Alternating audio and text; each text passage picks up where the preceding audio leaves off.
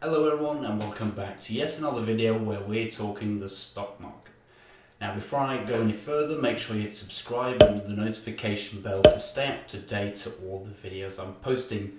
I cover a wide range of topics, but of course these days it's mostly going to be about the current stock market crash we're going through and the recession that might follow. And today I'm going to try to answer the age-old question of, is there a recession-proof portfolio? Well, no, there isn't. All stocks are susceptible to downturns, and no matter what company you're talking about, it's going down together with the market. But some stocks might and tend to do better during crashes and recession than others. Now, of course, this is just going to be my personal opinion. I have my portfolio, other people have theirs, we all have different opinions, and I'm not recommending these stocks personally. I'm just saying they're pretty safe bets during the economic downturn that we're inevitably going to go through anytime soon. And also keep in mind that stocks are not the safest place to be. I think it's the best place to be, but you have stuff like cash, bonds, gold, cryptocurrency. There are many other places you can put your money. So, do keep that in mind when people are talking about recession-proof stocks. There are stuff that is more recession-proof than stocks. Now, recessions are usually economic slowdowns on a global scale. And when big countries are hit, like the US or China or Germany, the rest usually follows. So we're all in the same boat here. But they tend to hit certain companies and certain sectors harder than others. Now, before I go any further, make no mistake, the kind of company is not the most important thing. The most important thing is the quality of the company. So any company with strong leadership, good innovation, and a big, nice balance sheet, and a lot of experience will stick around and will do just fine. So that is number one. Don't think that you're going to find some company that is not hit by this at all. The most important thing is that it's a good company. That said, there are certain sectors and companies that might have a chance of doing better than others. Now, I'm going to mention some stocks and some sectors, but remember, the best strategy is always to invest consistently and dollar cost average into great companies that are not going anywhere. So keep that in mind through this whole video. And I'm personally invested in Amazon, Microsoft, Netflix, and Waste Management, and Activision Blizzard. So those are the stocks that I'm going to mention that I'm personally invested in. So I'm very much so biased when it comes to these companies. The first category is just the big companies with the greatest balance sheets. I mean, AAA rated stuff like Johnson & Johnson, Microsoft, Google, Facebook, JP Morgan, and so on. Apple. These companies has such great balance sheet that no crisis is deep enough to even put a dent in them. They have tens of billions of dollars saved up, and they had issues spending their money before a crisis like this. So they can take a hit, and a massive one at that.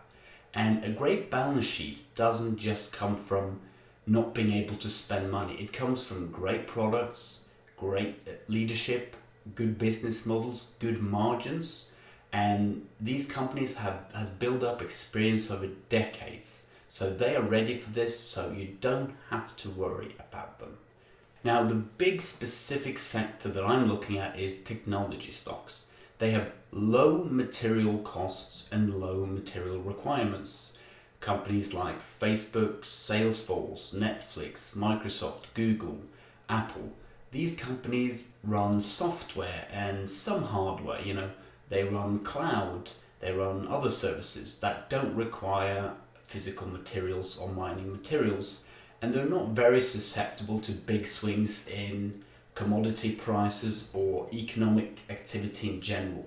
They're internet stocks, they don't rely on big heavy things. All their employees can work from home. everyone staying home are still using their devices and their services and their internet connections and their email accounts and Instagram and Facebook and YouTube and streaming. So not only are people going to keep using those services, but the services don't require a lot of money. So even though their revenues might go down, their margins are going to stay up, and they don't have to spend that much money to maintain their current business operations. So the next one is going to be e-commerce and stay-at-home stocks. So obviously Amazon, eBay, Alibaba are big ones. Roku is big in streaming. I can also mention Netflix in this category. When people don't want to go out of their home, they stay at home browsing the internet for stuff to do and to spend money, right? People are saving money. They're not going to restaurants, they're not going to movies, they're not, traveling. So where are they going to spend money? They're going to spend it on the internet. And in the US, there is one player and one player only, and that's Amazon. Amazon is not only the biggest in e-commerce, they're also the biggest in cloud computing and streaming. Three things that we're going to need through this whole crisis. So I think Amazon is the best stock to hold during this crisis. Alibaba is for China, and eBay is obviously for selling stuff that is not commercially being sold. And Roku is obviously a great cord cutting and streaming play. Now the next one is always going to be what people tend to gravitate in crisis. Companies we cannot live without. So you have companies like Walmart, we're going to need groceries. JP Morgan, we're still going to need to put our money somewhere. Johnson & Johnson, we're going to need medicines. Waste management, someone has to pick up our trash. Nextera Energy, we're still going to need electricity. Companies we just cannot live without. Amazon as well in this category. So you have utilities, banks, grocery stores, energy, and so on. So although they're going to be hit, they can't go away because we need them. And in a time of crisis, new companies are not just going to spring up from nowhere. So when you need a bank, when you need groceries, when you need energy, you're going to go through to the established players. But after the crisis, we might have some new competition come along. But right now, these are the companies we have, and they are the ones we have to use. So they're going to be hit, but they can't go away because we rely on them, maybe more so now than before. Now, next one is also companies we can't live without. Well, we can, but we don't want to. It's consumer staples. So you have Walmart, Costco, Coca-Cola, Pepsi, Procter & Gamble. The stuff we're going to buy no matter what. Nothing's going to change after the crisis. The stuff people want and the stuff people need is not going to change because of the disease. Right now it will, but not in a couple of months. Everything is going to be back to normal, and people are going to go out to the stores and buy the Coca-Cola or the Mars bar or, the toilet paper they've been waiting to buy. So consumer staples, one of the most boring sectors, but right now it is quite interesting because it's one of the few things people have to do no matter what happens. People have to shop groceries and everyday items, and these are the stocks for that. These are also huge companies with great balance sheets and decades of experience. So that adds to the safety net around these. And the last one is going to be one sector that I know nothing about, absolutely nothing. It's going to be healthcare and drug companies. So again, we're going to need them no matter what. We need them now especially. And the aftermath of this is also going to be that a lot of people that were affected in some way by this might struggle with their health, and they're going to need medicines. They're going to need the life, important stuff that these companies provide. So I'm just going to list the biggest healthcare stocks. I don't know much about this space. You have Johnson & Johnson, you have Pfizer, Novo Nordisk, Novartis, AbbVie, and so on. So Merck and Company, huge companies, great balance sheets. They usually pay a good dividend, and we're going to need them no matter what. And it doesn't have to be corona-related medicines. It can be anything. It can be any medicines that they sell at a drugstore. People need them, and they need them bad. Absolutely no matter what.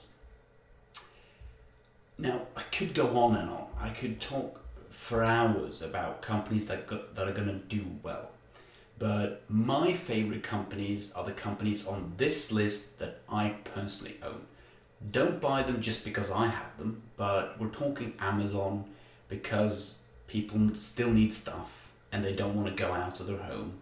Activision Blizzard because people are playing video games like crazy and they're watching them online. Waste Management because someone's got to pick up the trash still. Microsoft because everyone are working from home, and the only way you can do that is with Microsoft products and services. That's a huge thing people are not thinking about. And NextEra Energy because they are the largest energy company in the world. It's renewable energy. They have no oil, well, pretty much none. So the grid has to stay up. People need electricity.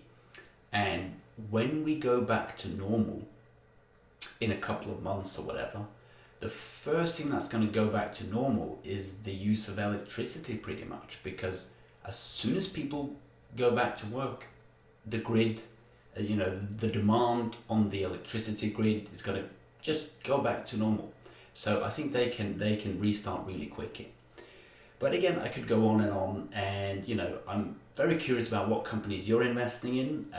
If you have a portfolio, there's probably a couple of companies you think are going to do better in the coming years. Which one are those? I'm very interested to hear.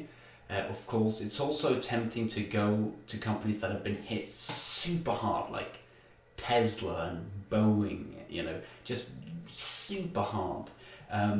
Maybe that's a good strategy. We're still going to need planes. We're still going to need cars. They're just going to be hit really, really hard. But there's definitely some great value to be found. So what's your strategy? This is mine. Again, I'm not recommending all of these companies. I'm just giving you some ideas. And as always, until next video.